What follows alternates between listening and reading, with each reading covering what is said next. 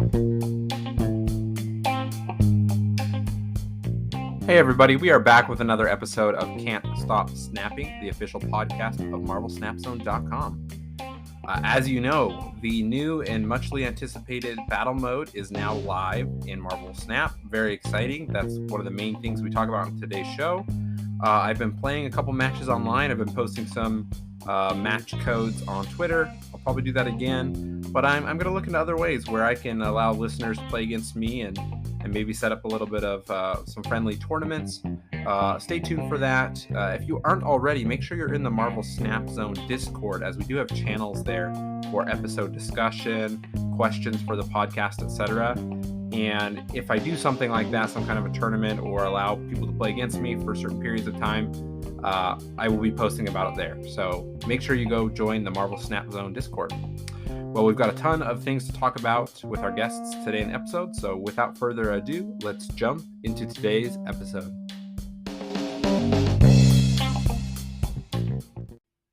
Hey everybody, we are back with another episode of Can't Stop Snapping, the official podcast of MarvelSnapZone.com. Today we have a big episode, probably the biggest one we've had in a while, and we are going to try to do our best to keep the time here because we have so many topics to cover, and I'm sure we could talk for hours on this. But I am joined today by two guest hosts, both returning multiple-time guests. We are joined first by Loot Muncher. Thanks for being here, Loot. Good, thanks for having me. And we are joined once again by Teddy Ninja. Hey guys, awesome to be back. Yeah, grateful to have you both on here today for the topics. Like I said, we could talk for ages about this, but we will do our best to move from topic to topic over the course of the hour. And as we've been doing, week by week, we'd love to start off with the new card and the new location that were added to Marvel Snap this week. The new card added this week, Shadow King, I think kind of an interesting card that people have had mixed thoughts on online from what I've seen. Shadow King is a 4-cost, 3-power card with the ability that reads, on reveal, set all cards here to their original base power. And I just want to say, at least the way I'm reading this, the way I'm understanding it, I don't know if you guys have seen this in action yet, but my understanding would be that this does not affect ongoing cards. So if an ongoing card has been buffed by something like Nova or Silver Surfer, for example, that buff would be removed. It would be sent back to its original power. But if it has an ongoing ability, let's talk, Ant-Man or something, right, where it's getting the 3 additional power for being at a full location, it would retain that ongoing ability power. Does that sound right to you guys? Yeah, that's my understanding. And yeah, this is going to be never before seen. Still get the message for me. Haven't seen it in action yet. I love the theming here for the entire month being all 4-cost cards to synergize with Zabu. I wonder if we're going to get more thematically woven together cards as kind of seasons progress and they deal with the backlog of releases going forward. I would enjoy that. Loot Muncher, let's go to you. What's kind of your general impression of Shadow King from the description? I've seen them played a little bit. I think it is definitely a tech card. I think most people have landed on that. There's not a whole lot of synergies you can do, but if you throw Zabu in with, Shang-Chi and Enchantress, like you really have an onslaught of tech cards that you can handle pretty much anything your opponent throws out with, and Zabu making it cheaper makes it a lot easier to play those cards. So that's where I'm seeing is it being more of a tech card than anything. Yeah, I think it's interesting, right? I feel like this is one of our first. I'm trying to think back all the season passes we've had and the cards they've been releasing in Series 4, Series 5. Like not a ton of them feel like tech cards in the sense something like you mentioned, kind of Enchantress, Shang-Chi, a Cosmo, right? Where it's kind of just a shutdown card. It's not something that is a win con a lot of the times. I mean, it can be, right? But go ahead. Seems like we've had more build around me cards come out that they want you to build around Dazzler and Shauna. Like those are cards you want to build a deck around and try to play with. But yeah, Shadow King seems like the first real tech card that has come out. Yeah, I think obviously the system they've set up is right. They're going to release cards into Series 5, then those will drop to Series 4. But I almost wonder if Shadow King would be more interesting in Series 4, a little more accessible to more players early on, just to, people to use against certain metas, certain decks that are, a lot of people are playing. I just feel like we're not going to know a lot for a while on if Shadow King's a good card to include against certain decks, right? I just don't feel. I don't know. You guys think? I don't imagine a lot of people are saving up 6,000 collector's tokens to go out and buy Shadow King first. Oh no, I certainly would not recommend the 6,000 token purchase, but he is going to be coming down eventually. And Ben Brode released their internal metrics that Shang-Chi is the lowest win rate card of all cards. Oh, wow. He's ending up blank a lot right now, especially in the current meta. And so it could be the Shadow King that steps up as your tech card of choice. Right now, I think Enchantress is still probably favored in the meta, but being able to unwrite what Silver Surfer is doing, and I would have to test this, but I believe reset cards that have been hit by Mr. Negative, because I think that his decks are going to be exploding. Shuri as well. Now, Shuri is providing Shang-Chi targets, but Shadow King is hitting this whole spectrum of the meta and could find himself being just more reliable. So I'm actually I'm optimistic for getting to see him settle into a comfortable place alongside these other tech options. Yeah, that's a really good point. I mean, we've seen a lot of Zero Shuri play, right? That's definitely a good deck that has been used a lot recently, and I hadn't really thought about it. It's an obvious, right? It's an obvious connection that Shadow King would be kind of turn that off, even when maybe they have an armor at a location, for example, right? And you can't Shang-Chi the card, you could still Shadow King the card to bring down the power, which is interesting. Yep.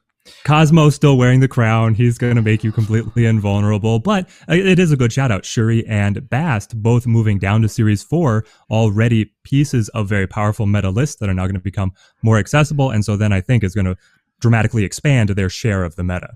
Yeah. So I don't know if either of you saw, I think you actually liked my tweet maybe earlier today, but I saved up all my tokens, or sorry, my credits, right? I said I'm going to wait for the card drops today when the patch hits. I'm going to open up a bunch of reserves, see what I get. Very first reserve I open, what do I get? I get Shadow King, which was kind of hilarious. So I actually have this card without having purchased it, but it was kind of like, it just blew me away. Like, oh, well, I have 19 or 20 reserves to open. This is the first thing I open. I'm like, I don't think I'm going to play with this right now. That's amazing. Yo. So great luck on my part. I haven't used them at all yet. I don't know when I will. I'm sure I will, but I kind of want the dust to settle from the patch to see, okay, is this a deck or is this a card I want to start including in some decks based on what people are playing, right? Over the next couple of weeks. So I'll have to report back with my thoughts maybe in a couple of weeks, but we'll see if I become a Shadow King believer here on the podcast. So any closing thoughts from either of you on Shadow King before we move on? Yeah, I just think there are a lot of cards that can be touched by. That's why I really think it is a good tech card. I think we have to wait till, the meta obviously got shifted a little bit with nerfs and buffs today. But I think this is going to be a really good card because, I was thinking while you're talking about cards that see a lot of play right now, Sunspot, Scorpion, like Shadow King hits those. I mean, if you can be cheeky with it and someone's Scorpion your hand, you can play all your Scorpion cards in one and then pump it back up. I was thinking about, you were talking about the Series 4 cards. Valkyrie's a Series 4 card. You could undo their Valkyrie. So definitely a lot of options, and definitely I think will depend on what's being played in the meta. But I can see Shadow King taking play. It's just going to take time for the right meta to come along. Yeah. That is one. Before we move on, I guess we should that's an important note. It says set all cards here to their original base power. That's on both sides of the board. That is a very good distinction. So that can bring your cards that maybe have had their power lowered back up to their original base power, which is important to note. But let's move on here to the featured location. Funny enough, I've played several matches since this location has been the featured location the last hour at the time of recording, and I think I've only got it in one game. So I've kind of just been on the lower side of the probability there. But that is the location this week is Plunder Castle. And Plunder Castle, it's the last location we're having for the season, and it reads, only cards that cost six can be played here. So we always want to make sure we kind of clarify a couple of things. Again, I've only had it pop up in one of my games. I was trying to test it here. Is the understanding from what you guys have seen or how you're reading this, do the cards have to originally cost 6 or cost 6 at the time you're playing the card into the location?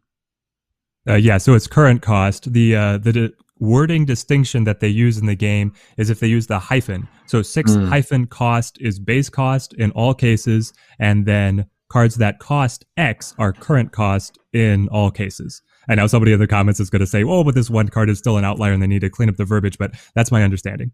Yeah.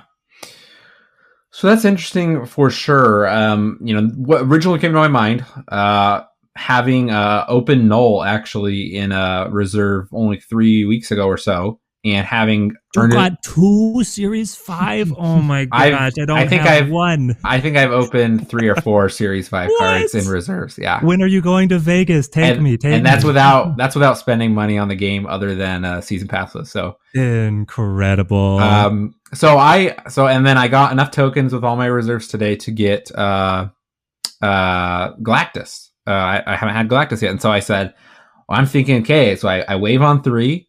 I Galactus into Plunder Castle, and then and then maybe I've played. I play Galactus in there, and then I play Null or something, right? But I'm thinking, I was thinking I could play Galactus if I triggered him with Wave, but the way you kind of clarified it for us, that wouldn't work. Okay. Yes. Yeah. You just gotta swap that out for Electro. Exactly. Yeah. Oh yeah, that's fair. Okay, that or is Psylocke. Because then I would have the energy. Okay, yeah, because then I could play Galactus into Plunder Castle on 5, and then I could play Null there on 6. Yeah, I think overall ramp is looking really good here with Electro and Psylocke. If you're keying in on trying to win this featured location with your tech, ramp has already been fairly solid in the meta, so in the matchups where you don't get Plunder Castle, you'll be okay. Though my particular flavors were really relying on leader, but that's going to be a discussion for later on in the show, I'm sure. Yes. But yeah, that's certainly looking good to me. The other option I'm seeing is movement or just splashing vision, right? Something that can get the move over there. Yeah, that's very fair. Loot Muncher, where did your thoughts go when you saw this location? It's a very interesting one. It's one of those cards that it's kind of been a trend where they want you to play a few cards into a location, but really restrict what you can have going in there. And so I think it's a very interesting location. I've only played a few games since it's come out, and I've been very unlucky and haven't seen it once. Oh, there you go. Yeah. Still waiting to experience firsthand, but yes, definitely a lot of tricks and you can do. I saw a buddy of mine, he was playing Armazola. So it's just, you don't worry about you're going to sneak something big in there. Yeah. So. Yeah. Something. Yeah. No, I think that's great. I mean, that would work well with, like we were saying, like Shuri decks and stuff like that. You get a big card on 5, you split it on 6, right? And load it up with maybe a doubled up Red Skull or something, right? Yeah, you really got my brain going on Galactus. I didn't think about Galactus for this location. But if you can Galactus on 5 and then Null on 6, they can't play Enchantress or Shang-Chi or anything to like counter it because it's not a 6 cost. That's what I was thinking, right? Is like, they may have something like an America Chavez or a Magneto, right? The high cost or a high power 6 cost card that they're trying to play in there. They think maybe they can beat you, but like Null always wins in every scenario there. But that sounds great in theory. We're talking about it. Sounds fun, but like, is anybody going to really stay in for that situation, right? So it's like maybe that's like you win 2 cubes or you win 2 cubes every game. So yeah, I don't know if it's that good, but that's definitely where my brain went. And I think you mentioned an interesting trend, Loot Muncher, that we've kind of had these locations that are a little harder to play into. Right, like Rickety Bridge, Death Domain, Altar of Death.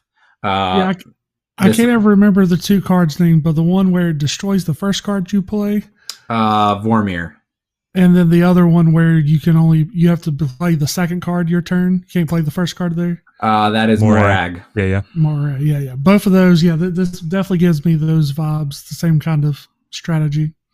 Yeah. So interesting location. We're recording this at the time, 1 hour into the 48 hours of having this. Where do you guys think your sanity levels, comparing this to other featured locations we've had, new locations we've had in the past, where's your sanity level going to be 47 hours from now? Teddy, we'll go to you first. Oh, well, if it turns into a Galactus ladder, they're going to, well, two things.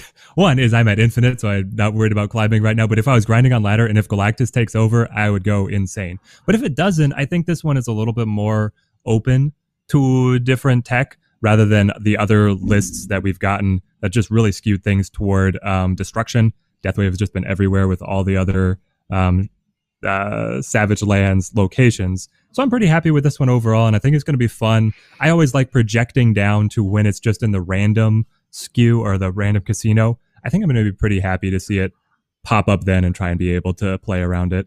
Yeah, I agree. Loot Muncher, are you going to be scratching the walls in 47 hours from now? Oh no, I'm definitely going to be the one trying to jam Galactus. I think with this now, you're talking about only two. No, you're talking about only 2 cubes, but that's fine. I'll take the 2 cubes in my opponent's tiers any day. Okay, so question: are the featured locations do they imbalance battle mode? Do we know? They do not affect battle mode. Okay, thank you for the clarification. Yeah, I'm glad you knew that because I had the same question. So good. Yeah, I'm sure. I have it on good authority that that's the case. Okay. I'm not sure if I should be talking about it, but not disclosing anything crazy. But yeah, it seems like that feature locations or hot locations won't affect battle mode. Sweet, that is good to know. Yeah, I was worried about that. I was like, I want to play against people, but I don't want the featured location to kind of get in the way of that. Was kind of my thought. So glad to hear that's the case.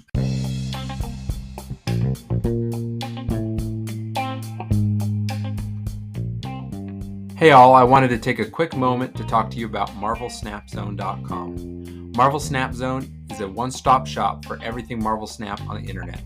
They have new articles nearly every day that cover deck building, strategy, card breakdowns, etc. They have a great collection tracker tool and a deck list builder that works off of that collection tracker so that you can know what decks you can build with your current card collection. They have guides and deck lists for all level of players and all collection level of players.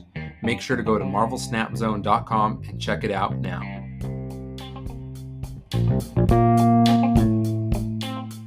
Let's move on here and let's talk patch notes. I'll give you guys my general impression before we dive in here. I was surprised at the lack of cards that were buffed or updated. I was expecting more cards to be changed. I just want to get your sense there. Did you guys expect more cards to be balanced, kind of on what we've seen on Twitter, on Discord, of saying, oh yeah, patch is coming, balance is coming? Did you guys expect more from this? Did one of those cards begin with silver and end in Urfer? Well, I mean, maybe, but I thought, well, spoiler alert for listeners, we'll get into it in a second. There's 2 cards that were changed, and I was expecting a minimum 5-6, just based off of past patches, you know? Yeah, this one is coming shorter on the heels to the previous one than a lot of the patches have. Very fair. So and with battle mode right around the corner, I could understand that they didn't want to rock the boat too much. I've also seen one of the balance team devs put out a tweet that they've changed their architecture so that they can deploy card changes without a full patch now, and they are projecting changes to both Silver Surfer and Zabu. It's just speculation as to what those changes will look like, but they have identified those as overperformers currently. So I'm happy with what we got. The full rework, because I'm calling these changes full reworks for the 2 cards. I love that that's what they did, rather than just tinkering with only the power or some other subtle nudges. Yeah, interesting for sure. What are your general impressions before we dive in here, Loot? Same thing. I definitely was expecting a few more cards. I've been a big component that I think the meta was mostly fine. Surfer and Zabu definitely stood out, but I just felt like we needed more time with those cards. If they wanted to touch Surfer, that would have been fine. It does seem like we are getting a Surfer change, but Zabu, I wanted more time. Like, the card hasn't even been out a month yet. Close to it now, but wanted just to have more time with it to see, because, as more cards come out, more locations, cards are going to go up in power and stuff. So it's all going to fluctuate. So very excited though. Teddy touched on the new technology they have to change cards. So hopefully they will, have more buffs or nerfs, maybe be a little bit more brazen with it, knowing that they don't have to wait a month for a patch. if they do change something, tweak something, and it seems to break something, they can then just change it the next week. Yeah. I think I feel positively about what you guys are saying, kind of the new architecture being able to change it. But I guess I don't know how to fully feel about it until we actually see it in practice, right? Mm-hmm. I don't want to see cards changing every week necessarily. I don't think anybody would enjoy that as much. I just feel like that would feel like too much of a roller coaster. But it's nice to know that it's not going to be contingent on them making sure all the other bugs are fixed, or there's no last minute hiccups in the app build before they push it out to the stores, right? That's always a positive in my mind. But I don't know if I want to see it on a faster cadence, if that makes sense. I think I'm okay with once a month, changes. Yeah, exactly. Sure. The more what I was talking about was just in case of emergency kind of thing. Yep. They released the next season pass card, and that's the only deck that's viable. They can change it or something like that. Yes, I do. That's what I really like, is a hotfix potential for battle pass cards specifically, because it brings up an interesting question of when does it feel okay for them to do a change? If it's exclusive to people who buy the battle pass and it's incredibly powerful and dominating the meta, and then it gets into the series and then gets down to series 3 and it's like free to play accessible, and then the devs are like, oh yeah, so now we have enough data, we think we should nerf this. And it's like, well, what? You had to pay to be able to play the card when it was good? That would feel terrible. So I actually like tuning the battle pass cards while they're still battle pass, or just at the very end of their season. That feels better to me somehow. Yeah, no, I could see that. I've mentioned this many times on the podcast, but in my day job, I work in software. So being able to quickly get out, a hot fix, right, is the term, definitely a great thing in technology. So I'm sure the development team is very grateful to be in that kind of situation now. But let's dive into the meat here of the patch notes. So we have patch highlights at the beginning, and we'll dive more into this after we cover the patch notes. But new feature, friendly battles. You can now play against friends via an in-game code. Tap the new game modes icon on the navigation bar, and then tap friendly battle to get started. I'm not going to ask you guys' thoughts quite yet on that. We'll come back to that one. General updates here. You can now change your name within the avatar menu once every 30 days. Zabu has been added to Series 5 in the token shop. Updated player support conversations now have a red dot notification to let you know a response is waiting. So I think this is interesting. I want to talk about this really quick. You kind of already alluded to it, Teddy, but this being a 5-week month, some of the season pass months we only have 4 weeks, some we have 5. We have 5 this month, and so Zabu is being dropped with this patch, even though he's still purchasable. So I think that's interesting. And I'm assuming we'll kind of see that in I don't know. I now that they have the ability to, well, I guess that doesn't apply here. Sorry, I'm kind of thinking through my thoughts here. I think it's interesting that you can purchase it, but also you could theoretically open it from a reserve at the same time. Does that make sense? Kind of an interesting situation. I find it very interesting as well, because the cadence I was expecting was month by month, all the battle pass cards would move down. Mm-hmm. So I actually wanted to see Surfer move down at the same time. Does that make sense? Yep. Now he's getting hung up in Series 4 longer than I was expecting. I'm really waiting to see when the battle pass cards hit Series 3 to consider that the full cadence of what we can expect on things going free to play. Yep. Yeah. We'll probably know more on that by the end of February. We'll kind of see what comes down then, right? But an interesting situation. I will say that when I first created my account, I did not do my normal username for one reason or another. I don't know why. Maybe I was feeling pretty crazy that day. So finally, after months of playing this game, I changed to my normal name that I use, which is Blue Spruce 17. So now when people play against me, they'll actually know it's me. So very, very happy for that feature. We'll just run through a couple of things here. A voice over volume slider has been added to the settings menu, and they added new effects for Ghost Rider when there's no card to play. That all being said, let's dive into the meat here, which again, we've already said is maybe a little bit more lean than we were expecting. We have 2 card changes here and then a couple of text updates. So let's dive into the first one. I am excited to hear your guys' thoughts. I didn't get any of your thoughts before recording, so this will all be fresh. But we have Leader, the much awaited change. Leader has gone from a 6 cost to 3 power card to a 6-cost, 7-power card with a completely changed ability that says, on reveal, copy all cards your opponent played to the location to the right, but on your side. So, to break that down a little bit more, for example, if you played leader at the leftmost location, it will copy all of the cards that your opponent played at the left location, but in the middle. So one location to the right on your side of the board. Does that sound right to you guys, or am I saying that wrong? Hold on. Yeah. So if you play it to the left, then it will copy the cards the opponent played to the middle on your side. So you match. It's like Guardians of the Galaxy. Oh, okay. Where they're going to play. I was saying it wrong. Okay. Yeah. So you play them on left. You get what they play on middle on your middle. Interesting. Okay. I was thinking it was like what's across the board from you, but then it like slides one over. I'm like, that's so confusing. That makes it a little more clear, a little more straightforward. So you said it, Teddy Ninja. This is a rework, right? It's not just oh, we're going to change the stat line, change the cost. New leader, new meta, man. Yeah, we'll go to you first. What are your thoughts on this leader change? Okay, so I was probably higher. Like, I liked leader more than I think the average person in the community, because I saw him as the free-to-play player's ability to still climb effectively against everything else that was in the meta. This change really guts him. I think that there are still situations where he can be played.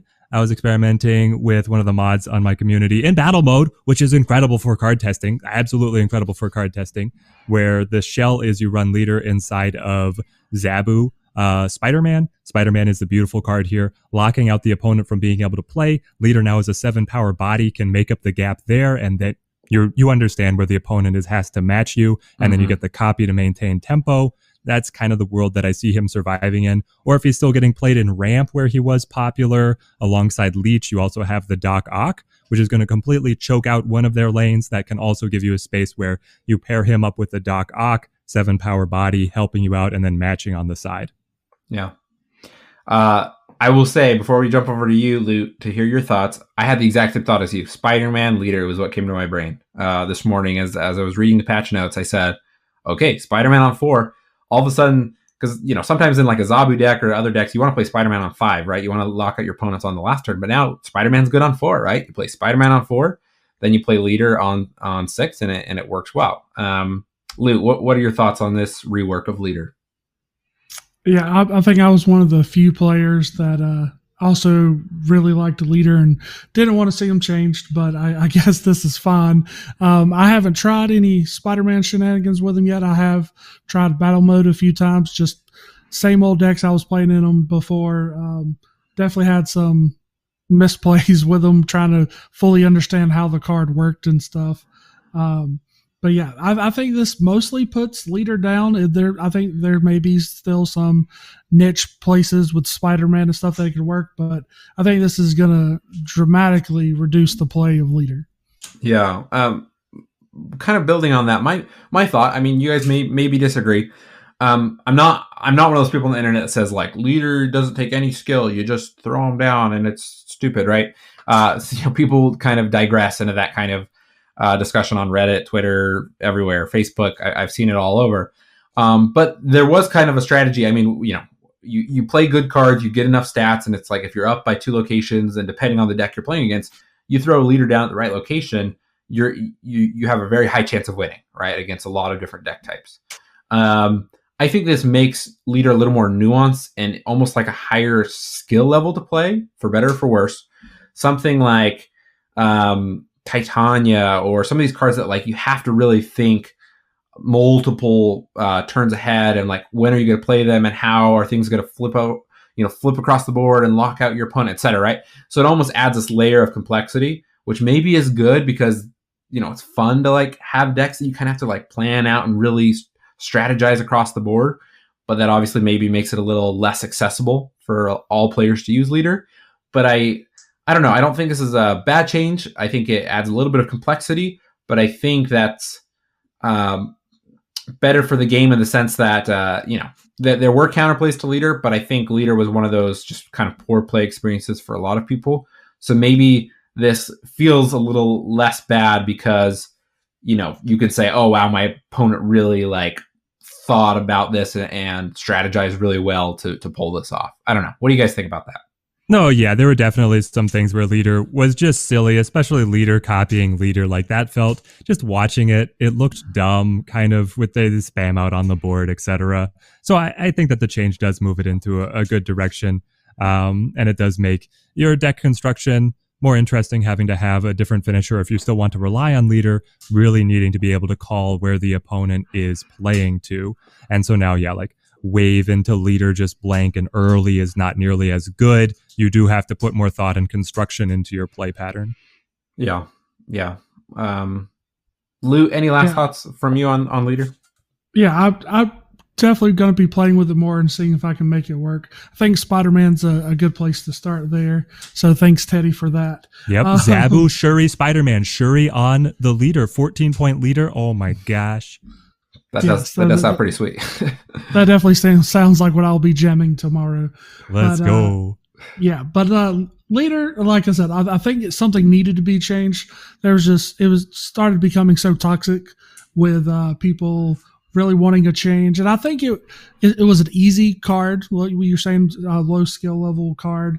There were people just jamming it in their decks, and turn 6 just playing it and winning a lot because it just copies the power. But there's definitely ways to play around it before, and it's going to be interesting to find new ways to still make it work. Yeah. I don't think Leader's dead. I think it's just going to take some time to test out some of the things we're talking about and other ideas people are going to have. And I think Leader will have a place. And in the notes that they've kind of, expressed their thoughts about Leaders, the hope is that this brings Leader play down a little bit, but they don't want to kill Leader, but they want to bring the play of other, great 6-cost cards up. So I think it'll be interesting to see if that is the case over the next couple of weeks. But let's jump over to our next card and we'll switch. We'll start with you first this time, Loot Muncher, but let me read the change to the card here first. So this is Wolverine. Wolverine went from a 2-cost 3-power card to a 2-cost 2-power card.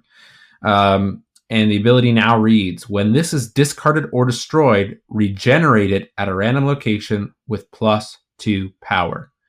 And again, we like to clarify things before we dive in here.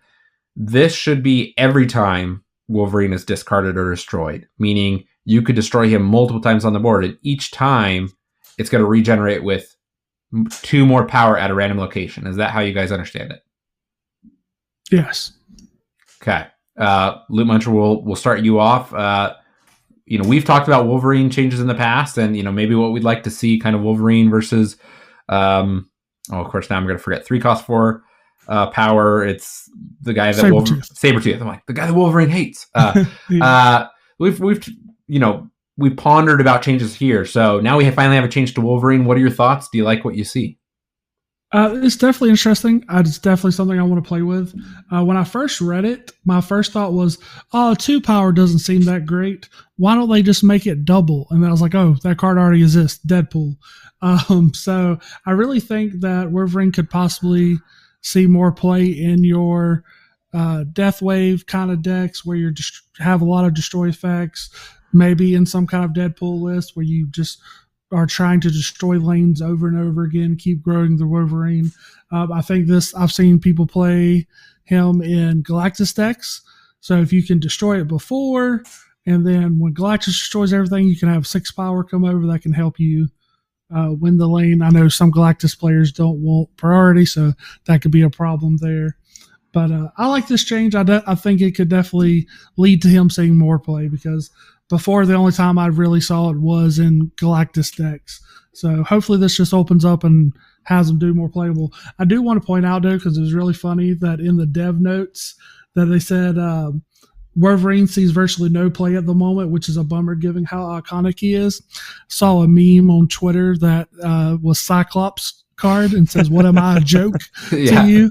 So that's exactly where my brain went. I was just like, you mean, That being said, obviously Cyclops does see some play in Patriot or things like that. But I thought the exact same thing. I'm like, you kind of didn't give abilities to some pretty iconic cards as well. So very interesting. Thanks for sharing the thoughts there, Teddy. Let's go to you. What do you build on those thoughts that Loot Muncher shared? I think this is great. It does finally put Wolverine over Sabretooth, whereas before I would actually favor the Sabretooth if I had to choose between the two of them. He still doesn't really get anything on the discard side of his ability. That side of things is a little bit of a mystery as to why it's even there for me. But this +2 is great. It means that if you destroy him once, you're up to a tempo play. You destroy him twice, the 2/6 stat line is great. And then if you destroy him 3 times, you're really making money. So you're looking at something that might even start edging Bucky out if you're someone who's running Venom in your Deadpool, getting all of these stats onto the board. Venom holds them onto one body, move the stats elsewhere through some other effect, hit it with a Zola, hit it with a Taskmaster, and be able to capitalize there. I think the play pattern for this deck to really shine moves it a little bit away from Death Wave, and then when things go away from Death Wave, they end up being not as good. So I don't know if it's going to elevate that entire list, but I do love just seeing this consistency. Like, he's a 2-cost, right? They can only do so much for a 2-cost. He's not a build-around card, in my opinion, but he is going to start elbowing his way back in, where it was really just you had to play like Nova and Winter Soldier. Yeah. You know, I'm thinking, you guys have mentioned Venom, Deadpool, right? And that's where my brain went as well. But I'm thinking kind of the turn order, right? So like turn 1, ideal play, Deadpool, obviously.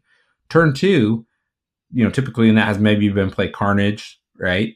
But here you could play Wolverine, as my thought. And then, okay, on turn 3, you play Carnage or Deathlock, right? And then, because you probably want to build it up a little bit more before you do the Venom, before you do Venom, right? But then it's a little awkward because then you hit turn 4 and you can't play Wolverine and Deadpool down and then like destroy it again because you don't have another destroy card to play for 1 cost, right? So it kind of clogs it up a little bit in that play, I think. So he's not coming back to hand. He's just moving to a new location on the board, and then you just match with the Deadpool, and then you capitalize again. You were 100% right, and I knew that, but then I started thinking through this as you guys were talking, and I was like, yeah, that's not that good. Okay, throw everything I just said out the window. Wolverine's great in that deck. Go try it out. You heard it here first. Now, okay, that makes it a lot better because then you're really just playing Deadpool, which is going back to your hand wherever Wolverine landed, and then you're just doing the next destroy. Right? Exactly, yeah. And Wolverine just keeps growing, jumping across the board. Deadpool keeps doubling. Then at some point, you're venoming on the 2 of them on turn 4, right? You play Deadpool down again, and you play Venom wherever Wolverine is, and then you've got a great Venom, Deadpool. So I'm interested to see. That deck has always been decent. That maybe this brings it up just one more notch, right? Yeah, I hope so, because I do really like it. Yeah, we'll see. The trick with it has always been, to me, how much control and other pieces you can bring in, but then you start losing consistency on these engine pieces that you have to find to combo them together. So it's really been helped out when the hot locations will destroy stuff for you, which has been the case here for Savage Lands. But yeah, we'll see where it goes moving forward. Yeah.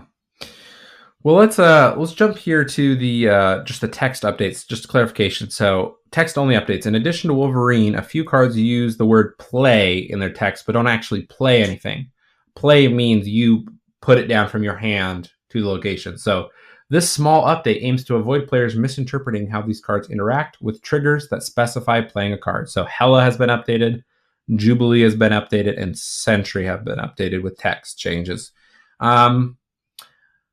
How do you guys feel about what's my question here? Sometimes I see these kind of complaining threads online. I'm not saying they don't have any merit, right? But kind of, this is the list of every text inconsistency in the game.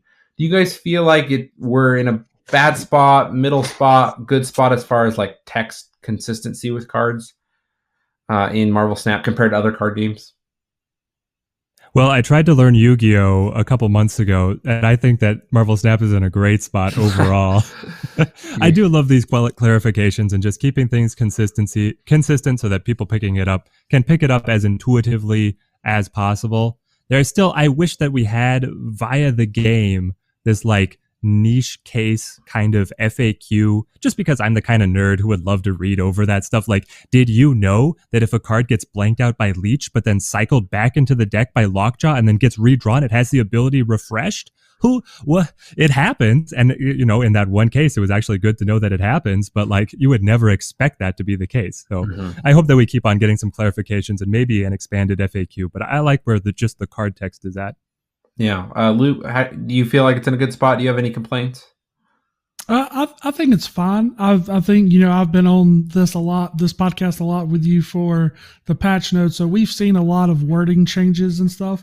And I think that just happened to do with them being a small team and, them trying to put out their first game. So they're trying to get the wording to be all uniformed and easy to understand as possible. And I just think it's just growing pains of them just trying to make sure everything. And I mean, I like that, they not only do they change Wolverine, they changed other cards too. They're saying, okay, this is a problem, so we'll change these other cards also that have similar text, try to get everything to be formed and stuff. And Teddy C, I kind of disagree with just reading through stuff like that. That's why I like playing the game. I want to see the weird interactions with locations and cards and stuff. So when I'm playing against my opponent, I have an upper hand because I know that if I get leeched and I play it until lockjaw, the effect comes out. That gives me a slight advantage because I'll play the game more. Yep. Yeah, so interesting. I'm glad that they're continuing working on it. I think it's in a pretty good state. I understand, sometimes I've read through some of these and I understand the complaints. And I think it's hard when people come from games like Magic where it's like everything is very literal and they've had, decades to kind of perfect the card language, right? And how things are written. Obviously, this is still a very new game. I think it's in a good spot, but I think it'll continually get better over time.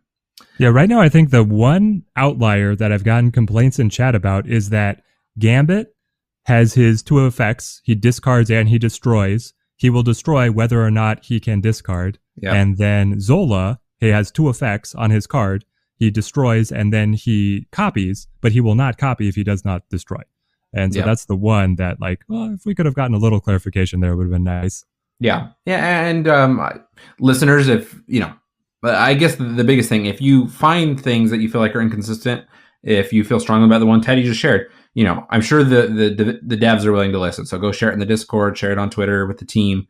And, I think that's where they're getting a lot of this feedback is through, actual players. Right. And so, if you're worried about something and you feel strongly about it, share your feedback and we'll probably see some more changes over time. I want to jump over to the bug fixes now. Me and Loot Muncher, who's typically on here for the patch notes, we like to look kind of for shadow buffs or nerfs here, because sometimes it'll be like, this card now does this in this interaction, and it's like, oh, well, that makes that card better.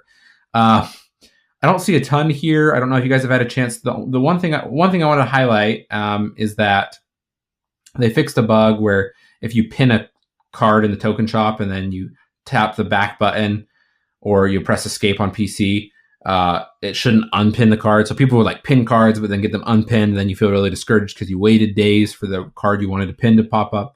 So I wanted to bring that up really quickly. But the one card change that I thought was interesting was, let me find it. Mariah Hill should no longer have a chance to spawn unreleased cards. She had that? No way. Yeah. I think there was one card that was it was spawning.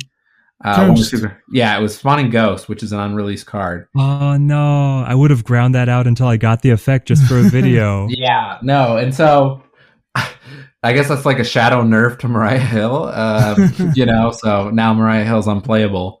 Can we please get a card that spawns only unreleased cards? That'd be epic. I mean, as we know, the developers of at Second Dinner, they listen to this podcast. So now that you've said it, it'll happen. So, anything else? I didn't see anything else interesting. The bug fixes. Did anything else stand out to either of you guys? The only thing I see that could impact gameplay at all, that's what I'd normally look for and try to figure out, is the one where, and it's a known issue. So I'm assuming it's not working the way it's supposed to, but Angela doesn't get buffed by cards returned by Luke's barge if she's already active on the location when a new card is played. So that's interesting that she doesn't trigger her effect if you have her down before the Luke's bar changes. And then the Alter Death doesn't give you a bonus energy if Green Goblin or Hobgoblin are played into them and destroyed. That is interesting. So those, not as helpful. So being on the known issue list, I'm assuming in the next patch or two, we will see those as bug fixes, which will make those cards slightly better in those specific scenarios. Well, awesome. I think this is an interesting patch. Like I said, I think I expected more. Not to say that I'm disappointed. I like the changes to leader. I like the changes to Wolverine. I think that, it's interesting. We now know that most likely we're going to see changes to Silver Surfer and Zabu in the next couple of weeks. We don't know what those changes will be. But now that they can patch cards with, they can change cards without a patch.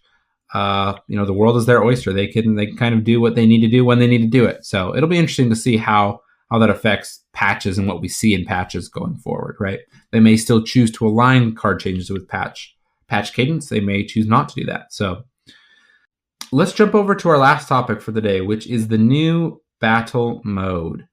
All three of us, we talked before the show, we all had a chance to try this out today. I'll go last, but let's go roundtable. I want to hear your guys' thoughts. We'll jump back over for this topic to start with Teddy. Just give us a minute or two. What are your general impressions? What do you like? What do you wish was there here at launch of this feature? And, what fun have you had with this new feature today? Yeah, so I've gotten to play in a tournament run by Snap Clash. I've been running games with viewers and then games with people that are just part of the community that I've got built up around the YouTube channel, and have had an absolute blast playing with it. I think it's executed very well with the clear indications of how much health you have remaining, how much damage is going to be done every round, clear indication of what round you're on. Everything that's happening has pretty much made sense to me as I was playing through it. The only thing that I feel like is missing is having a friends list so that I could connect with people without having to go to a third-party app and then send a code to somebody else, right? Or if I could just have a queue with random in there, like create, instead of like just join and then enter the code, can I like see a list of other empty games, et cetera, something like that. To be able to match without having to go elsewhere away from the app is something that I always look for. But I'm sure that's going to be coming soon. And it's going to be really robust once we get that. Yeah, no, I think that's a lot of interesting points. I don't want to share too many of my points, my thoughts. So we'll jump over to you, Loot Muncher, before we bring it over to me.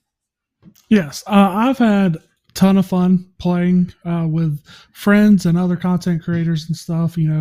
Earlier I had 20 minutes to kill. I threw code up on Twitter. Someone instantly paired into me, so got to play it. So definitely. Very fun. I was a little worried about how long the games would take, but I think with actually getting to play with the turn 5 rule it automatically goes to 2 after the 5th round and stuff. Definitely fun playing with friends. Definitely excited about tournaments and stuff being able to be played now, being organized. I think that's the one thing I want to see come to it. I think the baseline is fantastic. But if there was some kind of option in your game, like other games give you, to really customize it. So if you could set a hot location for you and your friends battle, or I've talked about this a few places and on Twitter and stuff, I think this would be a great way to be able to, if you had like a tick where you just press the box and now you and whoever your friend that you share the code with, you can put a deck in there with cards that you don't own. Mm-hmm. So you could, for the main reason for testing out cards in the token shop, you don't know if you want to spend 6,000 tokens on Shadow King. Well, you get a friend, y'all go into battle mode and play against each other. You can test Shadow King out before you spend 6,000 tokens on it. So I think that'd be a really cool feature to come. But a card rental system of any kind would be fantastic, right? Yes, for sure. Any kind of way where you could play with the cards. And not a tech person, not a dev or anything, don't know how hard would it be, but you just put a box to say, everyone can use every card in this match with your friend. I don't think that would be too crazy to ask for or too hard to implement. That's something I'd really like to see. Also for tournaments, I'd like to see being able to do like hot locations or even lobbies where you just like these 20 players in this tournament are queuing into each other like the ranked queue. I think that'd be kind of cool too, to have like a lobby setup like that. But yeah, I think battle mode's fantastic and I can't wait to see what else they do, because it's definitely exciting that they put this in the new game mode. So there's obviously, they've talked about on roadmaps and stuff of other game modes coming, and now we have a place where they're going to live. Yeah, exactly. For like the last wish list thing that I hadn't shouted out, but like a spectator mode would be amazing. Share the code with an additional person, get somebody in there. That's the shoutcaster for a tournament. It makes it so much easier to be able to cast and facilitate tournament play. Doubling back to the length also, I think that they hit the sweet spot of how long the matches go. I always felt satisfied that the decks played out enough games against each other that each deck got its stuff together for a game or two at least, and then the winner was really decided on tactical snapping, or if one deck really did feel superior, which happened in a couple of my matches, then it felt like that one was the one that won out. Yeah. A lot of great thoughts shared. I only got to play this 2 or 3 times today. I would like Loot Muncher. I was waiting for my siblings. I was texting my siblings. I was like, hey, like, who wants to play? But nobody was responding. Nobody's answering my phone call. So I said, well, I'm throwing codes up on Twitter. Let's see who gets in first. And I didn't lose any of my matches again. I only played 2 to 3. But I felt a little bad because I don't think I lost a single game inside, a single round inside my matches. I think my first one was we went like 3 or 4 rounds and I won every match. And then the next one, we both snapped. I won, and the person just retreated after that. So, So I felt a little bad. I want people, if you're listening to this podcast now and that was you, hopefully you had fun, even though it was short and sweet. But I think it was good. I want to call out what you said, Teddy. I think the UI is very clear, right? It's very intuitive, the user interface, to see, okay, where am I in the rounds? How much potential health or damage is it going to do to either player, right? Whoever loses this round. I think they've done a really good job with the user interface. Sometimes we don't think about that because we're like, well, it's not the actual card game. It's just kind of the supplemental things around the edges.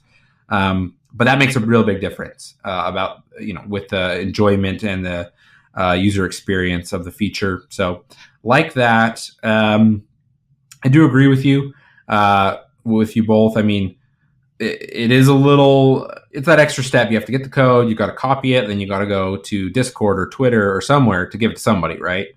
And I think that's just how they've implemented it now. I've said this on the podcast a million times, so hopefully I don't sound like a broken record. I love that Second Dinner is willing to kind of do incremental and agile software development, right? They don't need to do everything at once before they can release it. They say, let's get the feature out there. We'll test it. We'll get it out there. Then we'll iterate on it, right? We'll add spectator mode down the road. We'll add, friends list, right? These things, I have no doubt in my mind these things are coming, but they know that it's better to get the base feature out there, get it to work, kind of the minimum viable product. We say MVP in the software world. Get the MVP out there, get people using it, and then just continue to build on the base that you have, right? So I'm grateful for that. I'm grateful that we got it now and not in a month or 2 or 6 months down the road, when they've maybe added some of the other things that we're hoping to get. Would you guys agree, disagree? Am I crazy saying that? Yeah, no, I would certainly agree that I'm glad that they got it out at the timing that they did, and especially with the global matchmaking. Oh, that makes it feel nice that came in ahead of where they had initially been projecting. So yeah, it's going to be super fun to be able to play around, see where the community can spin this out, because the community is they're so rabid for this that there's all these additional features that if you're really into it, like there's a website that helps you facilitate draft tournaments. There's going to be tournaments that do ban lists and stuff for like different card selections, et cetera, et cetera. So I think that a lot of these features that will probably end up getting implemented into the app itself are already there if you're someone who really wants to play around with how well they can work. No. Yeah. I really like it, just like you said, Michael. I really like that they ain't scared to put the mode out there. They know that there could be more, but it's functions. It looks nice. I like the UI a lot too. And I think you go ahead and get it out there. And then also, you already have the game mode button now. So when you do get other game modes going, it has a place for it to go ahead and live. I really like that development style too. So I definitely hope they keep doing that. That they push stuff out when it's ready. And I mean, it's I think it helps to get feedback too, because what we're talking about, what we'd like to see now that it's in the game, I think they want to hear that. They want to know, how can we make this even better for the players? So you go ahead and get it out there, get it in everyone's hands, and then they can tell you what they like and don't like. Yep. Love it. One more thing I wanted to call out here is that I think this feature, we've gotten features, tweaks, we got titles, we got, new cards, we've got the token shop, right. We've seen new features, new changes to the game over the last several months, right? It's not like the game stayed static since it had its global release or since the beta. I think this is the first big feature since global release that's like really going to help with retention in my mind. Especially with kind of more casual players.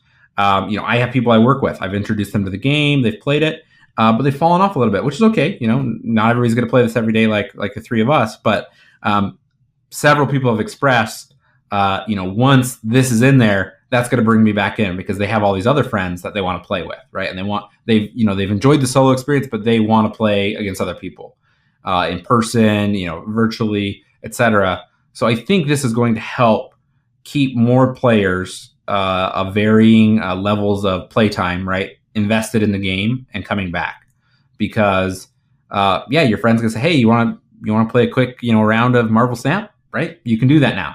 So I think this is just another opportunity to get more people coming into the game, more people staying with the game, which is obviously the ultimate goal of a game developer, is to get as many people as they can playing for as long as they can, over time. So glad to see it. I think it's a great addition. It's been kind of the most requested thing for a long time now, and they know that. So a lot of fun to come here. A lot of tournaments are happening.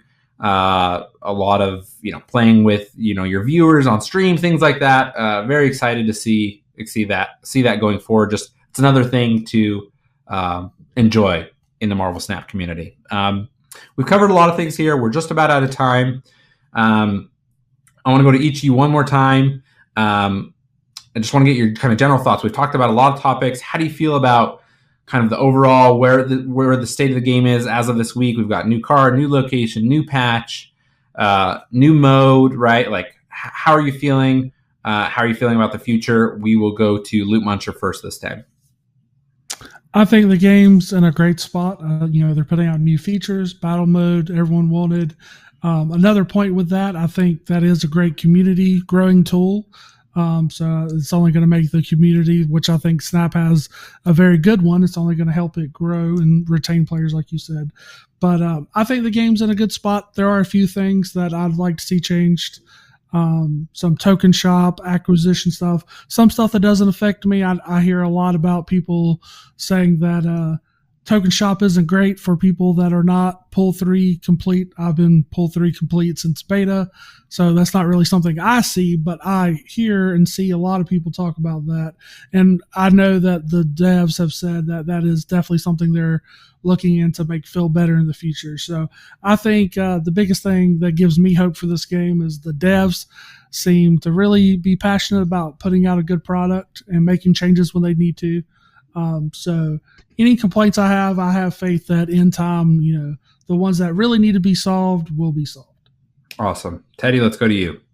Yeah, no, I am super hyped. And like what you were saying with people who have fallen off of the game, the ranked climb, especially early pool 3, is absolutely miserable. So just to let there be something else in the game other than getting slammed in ranked by cards that you don't have is so important. And so now you find a place to be able to battle your friends or just other people in some kind of one of the communities around a content creator or wherever you find your matches, be able to get a chance to use your collection there is going to be amazing. And I think that this is also really fueling into the hardcore community that wants to be ultra competitive. I'm going to be watching that as well. So I'm really excited to see where battle mode can spin us up. And yeah, it's going to be amazing to see where we go from here. Awesome. Well, thank you guys for sharing thoughts. I've really enjoyed the conversation today. I think there was so much to talk about, and we were able to keep it in time, which I know the listeners appreciate. So thank you guys for being here. One more time, I just want to give you guys that last chance to just let listeners know where they can find you, how they can find the content that you are producing or putting out, and how they can best support you. We will go to you first, Teddy. Yeah, so Teddy Ninja on YouTube, at Teddy Ninja 15 on Twitch. I stream Monday, Wednesday, Friday. I've got a Discord that'll be linked through those streams if you're looking to be able to match up with other people. Also, just join the streams. I'm going to be doing matches with viewers. I'm also going to be looking at some of the early tournament setups and communities that are growing up there, so it's a great time to hop in. Awesome. I should have joined. I should have played in a match against you today while I was watching your stream. But just throw me a ping on the Discord. We'll make it happen. Sounds good. And then let's jump over to you, Loot. You can find me at Loot Muncher 0 at Twitch and Twitter. I haven't been streaming as much lately. I've had some family stuff, but hope to get back at that soon. Also, you can go follow Cube Rush events on Twitch and Twitter. That's another thing that has taken a little bit of a backseat to real life, but another thing I hope to have coming soon with more creator tournaments and especially with battle mode, hopefully getting the community involved in with that too. Yes, I'm very excited to see the first Cube Rush event post battle mode. So excited to see that in the next couple of weeks. So listeners, as always, thank you so much for listening. If you'll do us a favor, if you are listening on a podcasting platform, make sure to rate the podcast so that we can spread the podcast on those platforms. If you are listening and watching the podcast on YouTube, make sure you like the video, leave a comment if you would, as well as subscribe to the Marvel Snap Zone YouTube for make sure you are notified of the podcast as well as all the other great videos being put out there. With all that being said, we will catch you in the next episode.